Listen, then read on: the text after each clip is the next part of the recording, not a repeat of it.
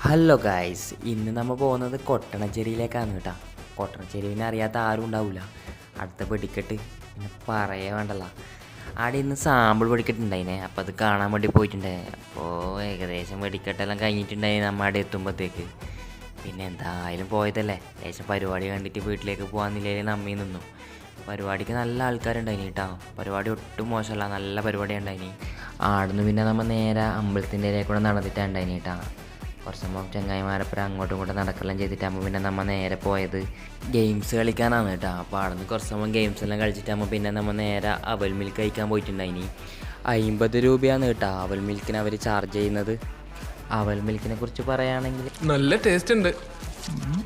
ആടുന്ന് അവൽ മിൽക്കും അകത്താക്കിയിട്ട് ആദ്യം അമ്പലത്തിൻ്റെ അടുത്തേക്ക് നടന്നിട്ടാ. എന്നിട്ട് പിന്നെ നേരെ വീട്ടിലേക്ക് പോകാൻ വേണ്ടി നിന്നിനി. ഏകദേശം സമയം നല്ലോണം വൈകിട്ടുണ്ടായിനെ. പിന്നെ നമ്മൾ നേരെ വീട്ടിലേക്ക് പോയി. അപ്പം ഇന്നത്ര ഇല്ല കേട്ടോ.